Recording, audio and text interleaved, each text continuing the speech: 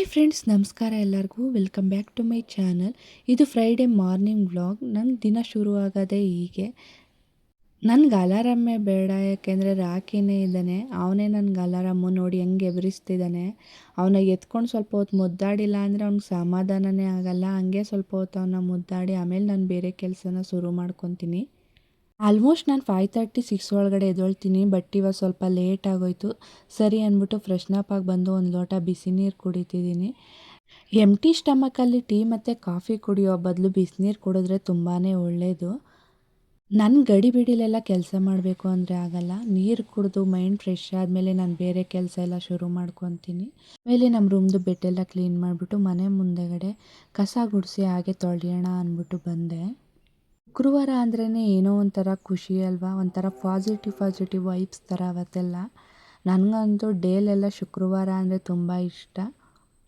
ಬೆಳಿಗ್ಗೆನೇ ಎದ್ದು ಮನೆ ಮುಂದೆ ಎಲ್ಲ ತೊಳೆದು ರಂಗೋಲಿ ಹಾಕಿದ್ರೆ ಮನೆಯೆಲ್ಲ ಎಷ್ಟು ಲಕ್ಷಣವಾಗಿ ಕಾಣಿಸ್ತಾ ಇರುತ್ತೆ ಅಲ್ವಾ. ಹಂಗೆ ಸ್ವಲ್ಪ ಗಿಡಗಳಿಗೆಲ್ಲ ನೀರು ಹಾಕ್ತೆ. ನನಗೇನು ರಂಗೋಲಿ ಅಷ್ಟು ಪರ್ಫೆಕ್ಟಾಗಿ ಬಿಡ್ಸೋಕ್ಕೆ ಬರಲ್ಲ, ಆದರೂ ಏನೋ ಸುಮಾರಾಗಿ ಬಿಡಿಸ್ತಾ ಇದ್ದೀನಿ. ಇವತ್ತು ಶುಕ್ರವಾರ ಅಂತ ಅಂದ್ಬಿಟ್ಟು ತಾವರೆ ಹೂವು ಬಿಡಿಸೋಣ ಅಂದ್ಬಿಟ್ಟು ಇಲ್ಲಿ ಬಿಡಿಸ್ತಾ ಇದೆ. ನಾನು ಮದುವೆ ಆಗಿ ಬಂದು ಅಷ್ಟರಲ್ಲಿ ಇಷ್ಟು ಬರ್ತಿರ್ಲಿಲ್ಲ. ಆಮೇಲೆ ನಿಜವಾಗ್ಲೂ ಹೇಳ್ಬೇಕು ಅಂದರೆ ಯೂಟ್ಯೂಬ್ ನೋಡಿನೇ ನಾನು ರಂಗೋಲಿ ಕಲ್ತಿದ್ದು. ಬರಲ್ಲ ಅಂತ ಅಂದರೆ ಏನೂ ಕೂಡ ಬರಲ್ಲ ಅಲ್ವಾ. ಕಲಿಯೋ ಆಸಕ್ತಿ ಅನ್ನೋದಿದ್ರೆ ಏನನ್ನು ಬೇಕಾದರೂ ಕಲಿಬೋದು. ನಾವು ಮಾಡೋ ಪ್ರಯತ್ನನ ಯಾವತ್ತೂ ಕೂಡ ಬಿಡಬಾರ್ದು ಅಷ್ಟೇ. ನಾನೀಗ ಮನೆಯೆಲ್ಲ ಕ್ಲೀನ್ ಮಾಡ್ಕೊತಾ ಇದ್ದೆ. ಇಲ್ಲಿ ಟಿ ವಿ ಹತ್ರ ಎಲ್ಲ ಸ್ವಲ್ಪ ಧೂಳಿತ್ತು ಅಂತ ಅದನ್ನೆಲ್ಲ ಒರೆಸ್ಕೊಂಡೆ. ಹಾಗೆ ಮನೆ ಕಸ ಕೂಡ ಗುಡಿಸ್ಕೊಂಡೆ. ಇದ್ರ ಮಧ್ಯೆ ರಾಕಿನೂ ಹಂಗೆ ಆಟ ಆಡಿಸ್ಕೊಂಡು ಅವನ ಜೊತೆನೂ ಸ್ವಲ್ಪ ಟೈಮ್ ಸ್ಪೆಂಡ್ ಮಾಡಿಕೊಂಡು ಮನೆ ಕೆಲಸ ಮಾಡಿಕೊಂಡೆ ನಾನು. ಆಮೇಲೆ ಮನೆ ಕಸ ಗುಡಿಸಿ ಎಲ್ಲ ಆದಮೇಲೆ ಮನೆಯೂ ಒರೆಸ್ಕೊಂಡೆ. ಇನ್ನೇನು ಟೈಮ್ ಆಗೋಯಿತು ಟಿಫನ್ ಮಾಡಬೇಕು ಅಂತ ಹೇಳಿ ಅರ್ಜೆಂಟ್ಗೆ ಅಕ್ಕಿ ರೊಟ್ಟಿ ಮಾಡಿ ಹಾಗಲಕಾಯಿ ಪಲ್ಯ ಮಾಡಿದ್ದೆ. ಇದು ಕಾಡು ಹಾಗಲಕಾಯಿ ಅಂತ. ಇದು ತುಂಬಾ ಹೆಲ್ತ್ಗೆ ಒಳ್ಳೆಯದು. ಇದರ ರೆಸಿಪಿನ ನಾನು ನೆಕ್ಸ್ಟ್ ಅಪ್ಕಮಿಂಗ್ ವೀಡಿಯೋಸಲ್ಲಿ ಹಾಕ್ತೀನಿ. ಇಲ್ಲಿ ನೋಡಿ, ನಮ್ಮ ಮನೆಗೆ ಹೊಸ ಮೆಂಬರ್ ಬಂದಿದ್ರಲ್ಲ ಅವರು ಈಗ ಹೆಂಗಾಗಿದ್ದಾರೆ ಅಂತ. ಎಷ್ಟು ಕ್ಯೂಟಾಗಿದೆ ಅಂತ, ಸಖತ್ತಾಗಿದೆ ಮಾತ್ರ. ಹಾಗೆ ಇಲ್ಲೊಬ್ಬನ ನೋಡಿ ಹೆಂಗೆ ಆಟ ಆಡ್ತಿದ್ದಾನೆ. ಅವ್ನ ಟಾಯ್ಸ್ ಇದ್ಬಿಟ್ರಂತೂ ಅವನದೇ ಪ್ರಪಂಚ. ಚೆನ್ನಾಗಿ ಆಟ ಆಡ್ಕೊಂಡಿರ್ತಾನೆ. ನಿಜವಾಗ್ಲೂ ಹೇಳಬೇಕು ಅಂದರೆ ರಾಖಿ ಬಂದಮೇಲೆ ನಮ್ಮ ಒಂಥರ ಮೈಂಡೇ ಏನೋ ಒಂಥರ ಚೇಂಜ್ ಆದಂಗೆ. ಎಷ್ಟೇ ಸ್ಟ್ರೆಸ್ ಇದ್ರೂ, ಏನೇ ಬೇಜಾರಿದ್ರು, ಏನೇ ಕೋಪ ಇದ್ರೂ ಇವನ ಜೊತೆ ಆಟ ಆಡ್ಕೊಂಡಿದ್ಬಿಟ್ರೆ ಸಾಕು, ಒಂಥರ ಏನೋ ಮೈಂಡ್ ಫ್ರೆಶ್ ಆದಂಗೆ ಆಗುತ್ತೆ. ಎಷ್ಟೇ ಬೇಜಾರಿದ್ರೂ ಹೋಗ್ಬಿಡುತ್ತೆ ಅದು.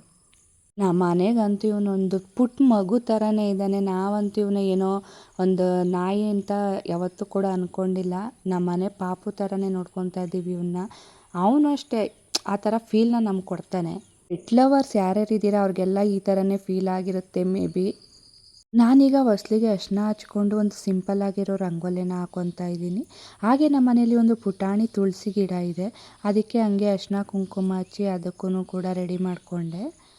ಅರಿಶಿನ ವಿಷ್ಣುವಿಗೆ ಪ್ರಿಯವಾದದ್ದು. ಹಾಗೆ ಅರಿಶಿನ ಹಚ್ಚೋದ್ರಿಂದ ನೆಗೆಟಿವ್ ಎನರ್ಜಿ ಕೂಡ ದೂರ ಆಗುತ್ತೆ ಅಂತ ಹೇಳ್ತಾರೆ. ನನಗೂ ಅಷ್ಟು ಗೊತ್ತಿಲ್ಲ, ಏನೋ ನನಗೆ ಗೊತ್ತಿರುವಷ್ಟು ಹೇಳ್ತಾ ಇದ್ದೀನಿ. ಆದ್ದರಿಂದ ನಾನಿಲ್ಲಿ ಹೊಸ್ಲಿಗೂ ಕೂಡ ಅರಿಶಿನ ಹಚ್ಕೊತೀನಿ. ಹಾಗೆ ಇನ್ನೊಂದು ಕಡೆ ನೋಡೋದಾದರೆ ಒಂಥರ ಹೊಸ್ತಿಲಿಗೆ ಅರಿಶಿನ ಹಚ್ಚೋದ್ರಿಂದ ಏನೋ ಒಂಥರ ತುಂಬ ಚೆನ್ನಾಗಿ ಕಾಣಿಸುತ್ತೆ. ಆದ್ದರಿಂದ ನಾನು ಹಚ್ಕೊತೀನಿ. ಆಲ್ಮೋಸ್ಟ್ ಎಲ್ಲರೂ ಹಾಕ್ಕೊತಾರೆ ಅಂತ ಅಂದ್ಕೊಂಡಿದ್ದೀನಿ. ಹಾಗೆ ಇಲ್ಲಿ ತುಳಸಿ ಮುಂದೆಗಡೆನೂ ಸಿಂಪಲಾಗಿ ಒಂದು ರಂಗೋಲಿ ಹಾಕ್ಕೊಂಡಿದ್ದೀನಿ. ಹಾಗೆ ನಾನು ದೇವ್ರುಗಳ್ಗೇನು ಅಂಗಡಿಯಿಂದ ಎಲ್ಲ ಹೂವು ತರ್ಸೋಕ್ಕೆ ಹೋಗಲ್ಲ, ಯಾಕೆಂದರೆ ನಮ್ಮ ಗಿಡದಲ್ಲೇ ಬಿಡುತ್ತೆ. ನನಗೆ ಅಷ್ಟೇ ಸಾಕಾಗುತ್ತೆ. ಏನೋ ಒಂಥರ ಖುಷಿ ಅಲ್ವಾ ನಾವು ಹಾಕಿರೋ ಗಿಡದಲ್ಲಿ ಹೂವು ಕಿತ್ಕೊಂಡು ದೇವ್ರುಗಳ್ಗೆ ಮುಡಿಸೋದು ಅಂದರೆ. ಹಂಗೆ ಇಲ್ಲಿ ನಮ್ಮ ಗಿಡದಲ್ಲಿ ಹೂವನ್ನ ಕಿತ್ಕೊಳ್ತಾ ಇದೆ. ಅದೇ ಹೂವನ್ನ ನಾನು ದೇವ್ರುಗಳ್ಗೆ ಮುಡಿಸ್ತೀನಿ. ಇಲ್ಲಿ ತುಳಸಿ ಗಿಡಕ್ಕೂ ಹಂಗೇ ಹೂವು ಮುಡಿಸ್ಬಿಟ್ಟು ದೇವ್ರ ಮನೆಗೆ ಹೋಗಿ ದೇವ್ರ ಮನೆಯೂ ಕೂಡ ರೆಡಿ ಮಾಡಿಕೊಂಡು ನಾನು ಪೂಜೆ ಸ್ಟಾರ್ಟ್ ಮಾಡಿಕೊಂಡೆ.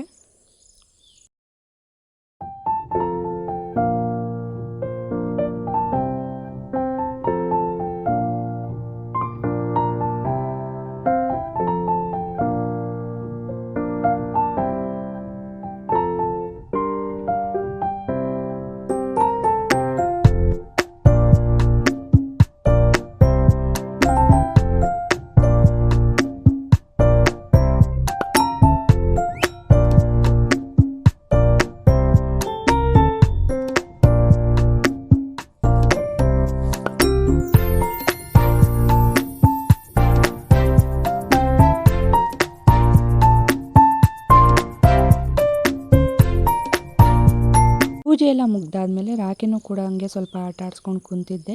ಅದಾದಮೇಲೆ ಹೂವು ಬಿಡಿಸ್ಕೊಳ್ಳೋಣ, ನಾಳೆ ಪೂಜೆಗೆ ಬೇಕಾಗುತ್ತೆ ಅಂತ ಅಂದ್ಬಿಟ್ಟು ನಾನಿಲ್ಲಿ ಹೂವು ಬಿಡಿಸ್ಕೊಂಡು ಅದನ್ನೇ ಕಟ್ಕೊಂಡು ಕುಂತಿದ್ದೆ. ನಮ್ಮ ಅಕ್ಕ ಫೋನ್ ಮಾಡಿದ್ಲು, ಹಂಗೆ ಅವಳ ಜೊತೆ ಮಾತಾಡ್ಕೊಂಡು ಹೂವು ಕಟ್ಕೊಂಡು ಕುಂತಿದ್ದೆ. ನೈಟ್ ಊಟಕ್ಕೆ ನಾನಿಲ್ಲಿ ಮೂಲಂಗಿ ಸಾರು ಹಾಗೆ ರಾಗಿ ಮುದ್ದೆ ಮಾಡಿದ್ದೆ. ನಾವು ಮುದ್ದೆನ ಹಿಂಗೆ ಕೋಲಲ್ಲೇ ಜಡ್ದು ಮುದ್ದೆ ಕಟ್ಟೋದು, ಇದೇ ತುಂಬ ಟೇಸ್ಟ್ ಅನಿಸುತ್ತೆ ನನಗೇನೋ ಬಾಣಲಿಯಲ್ಲೆಲ್ಲ ಮಾಡೋದಕ್ಕಿಂತ. ಮೂಲಂಗಿ ಸಾರು ಊಟ ತುಂಬಾ ಚೆನ್ನಾಗಿತ್ತು. ಇವನು ನೋಡಿ, ಇವನಿಗೆ ನಾವು ಕಾಸು ಕೊಟ್ಟು ಹಾಸಿಗೆ ತಗೊಟ್ರೆ ಇವನು ಹೋಗಿ ಎಲ್ಲಿ ಮಲ್ಕೊಂಡಿದ್ದಾನೆ ಅಂತ. ಆಹಾ, ಎಂಥ ಎಕ್ಸ್ಪ್ರೆಷನ್ನು. Thank you.